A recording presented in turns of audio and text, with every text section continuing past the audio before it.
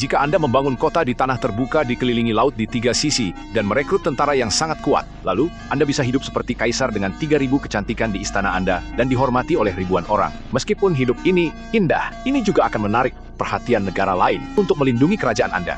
Anda membangun tembok pertahanan di sekeliling kota dari bata dan batu, tingginya mencapai 15 meter dengan jarak tertentu. Anda juga membangun menara pedang. Menara ini bisa mengawasi gerakan musuh dari jarak jauh dan mencegah mereka menggali terowongan di titik buta dinding.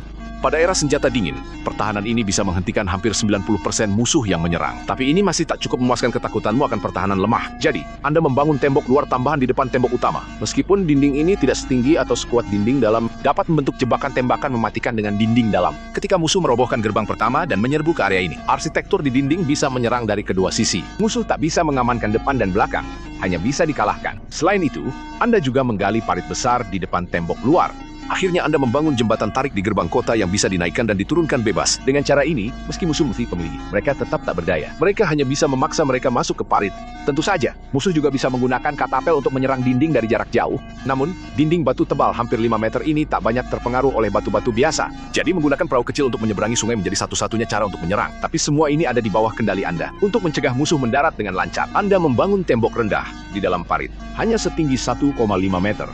Meski tidak tinggi, dapat efektif menghalangi tentara musuh mendarat. Saat bersamaan, ini memberikan ruang serangan terbaik bagi penembak jitu dan pemanah tombak. Bagi penembak busur, musuh yang bergerak perlahan di perahu kecil ini seperti sasaran hidup. Setelah semua ini, selamat, temanku. Anda berhasil membangun salah satu kastil terkuat di dunia, Konstantinopel. Konstantinopel adalah ibu kota Kekaisaran Romawi Timur. Nantinya dikenal sebagai Kekaisaran Bizantium di era senjata dingin.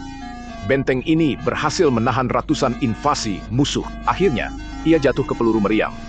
Pada 1453, Kekaisaran Ottoman menyerang Konstantinopel dengan 80.000 tentara. Mereka mengharapkan penarikan cepat, namun Ottoman melanggar aturan. Mereka membawa senjata mereka. Senapan kota ini memiliki kaliber menakutkan sekitar 700 mm. Setelah 2 bulan serangan terus-menerus, akhirnya, setelah ribuan tahun berdiri, tembok itu hancur.